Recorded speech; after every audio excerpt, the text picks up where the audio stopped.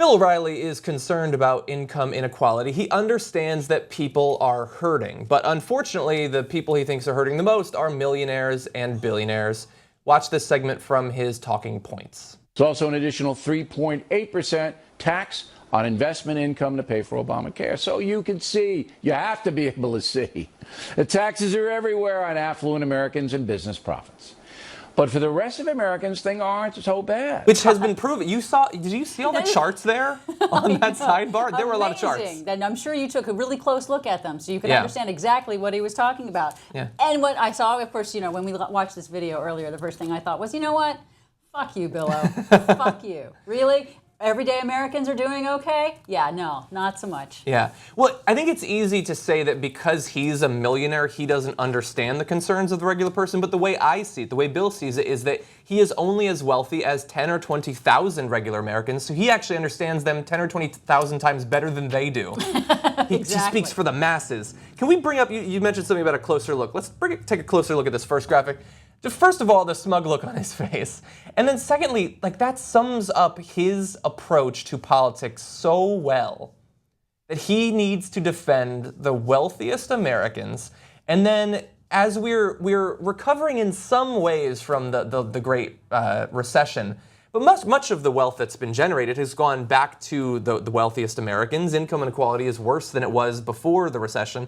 To say that everything's just fine because the stock market has recovered, and then to say it with that smug look to at least a significant portion of his viewership, which can't all be composed of the wealthy. No, if you're a poor person, how can you watch that and not feel like you're being punched in the face? That always surprises me about his ratings, But then again, Fox News viewers do tend to skew quite older. 65 and older, I think, is their strongest demographic. And these are people who are looking for seeing their previous ideology completely backed up by what Fox News wants to tell them. That's why they go to Fox News. They don't go to Fox News for facts or anything that's actually like reality. Yeah. They want to go there to see their own lives, their own ideology confirmed. Yeah, and he obviously has a very large viewership. I believe consistently the largest of all the sort of mainstream cable news shows, and this is what he's propagating. And what makes him we sometimes give him a pass, aside from his pervasive lying about his past, both in football and foreign reporting. We give him a pass because he's not as extreme in an immediate sense as an Ann Coulter, Michelle Malkin, Glenn Beck, Alex Jones, someone like that. Like, he's not hawking disaster seeds and things like that. But he is still spreading incredibly dangerous lies about the current state of taxation, the way that the income is being redistributed, and it is being redistributed, just not in the way he would want you to think it is. And then people will buy into that because he has this veneer of reasonableness that he's been able to maintain. Yeah. And that's annoying. Now, he is not bringing many actual facts. He's apparently incensed that there's a 3.8% additional tax to pay for health insurance for tens of millions of Americans. It's just, how can we do that? But we did get some facts. Let's bring up some charts getting into some of the data for income inequality. You're seeing there real family income, and it's standardized across different years. So you're seeing inflation being controlled for there. And now, if you're in the 95th percentile, if you're relatively wealthy, your income has been consistently going up since the 50s. It's leveled off a little bit in the past 10 years, but after all, we did have a major recession there, and you don't even see it going down after 2008. It's still creeping up. But if you're in the median income, if you're in the 20th percentile, your income is effectively the same as it was back in the 70s. Yeah, I wonder what before happened. You were born, for many people. What happened back in the 70s? I can't imagine. Something with Iran, probably. Something, yeah, maybe that would have happened. Also, there was this huge campaign by the Republican Party. They were taken over by economic, I want to call them economic conservatives. That's not really the best word for them, but basically that was brought the wave of Ronald Reagan and the new conservatism that Ronald Reagan brought with him, first when he was governor of California and then when he became president in 1980. That's when this whole unraveling of the grand bargain that we pretty much had prior in the post-war, the World War II post-war era, which was one of the strongest expansions of the American economy and jobs in history. It's actually been superseded by, I think, Barack Obama's administration because of the work that he's done to actually reduce income inequality. You know, and to recover the Obamacare- jobs that were lost to in the recover the recession. jobs that were lost. Now, obviously, manufacturing jobs are not going to be coming back because of the nature of the policies that we have that actually incentivize for manufacturers to continue to move jobs overseas. They're not.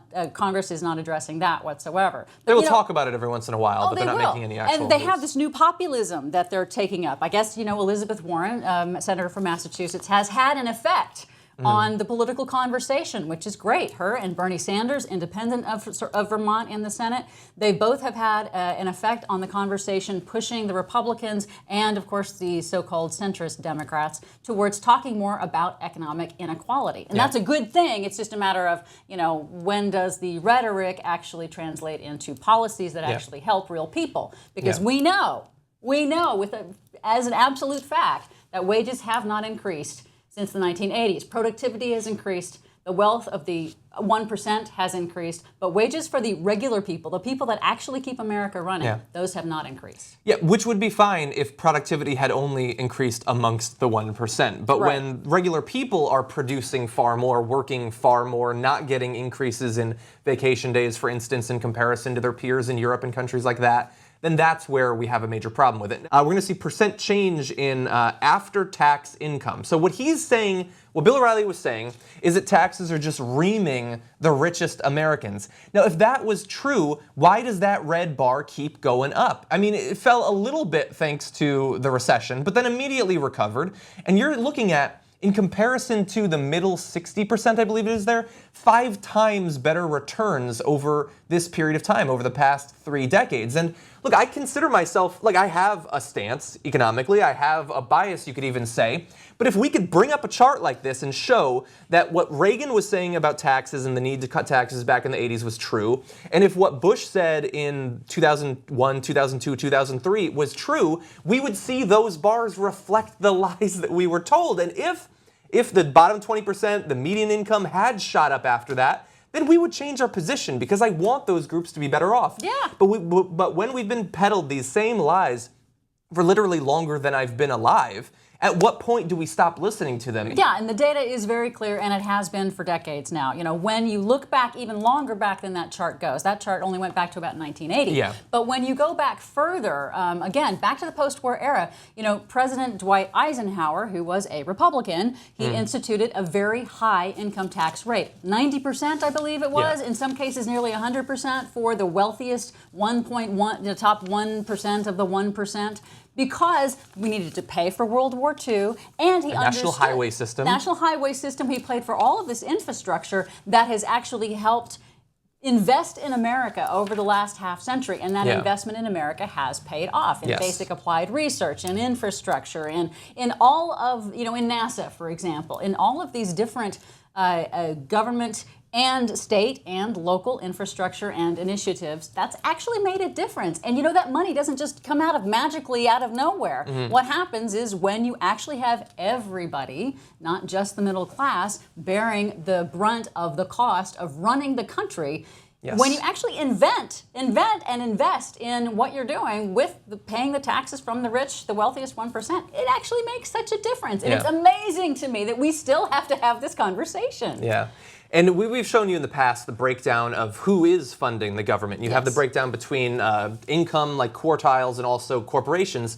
And you see over time it is consistently going down. Corporations are bearing a smaller and smaller percentage of the funding that needs to go to the government. So that's another lie in Bill O'Reilly's little sidebar there. This is literally on the left before federal taxes and transfers, and then on the right after it. So if there is redistribution going on, this is the actual extent of it back in 2005. And you're seeing there, after all of this redistribution, the top 1% loses a couple of percentage points of total share of all income in the country. The middle 81 to 99%. So still the very wealthy losing just a few percentage points. We're talking about such a small change. And the bottom 20% goes from 3% of a share to 6%. So that is all of the crushing taxation that he's talking about has that small, subtle effect of making things slightly more fair. Still far less equal than other westernized, industrialized countries, and even that is enough to blow his mind at the burden that the richest Americans are having to bear. And I have a suggestion for him. If it sucks so much to be rich in this country, then get rid of all your goddamn money. There if you it's go. such a burden to pay these taxes, don't pay the taxes. Just hand the money off to charity. Sure. Do what that guy Jesus you love so much tells you to do, and then you can live it up on welfare like the rest of us poor schmucks. See how that works out for you, Bill.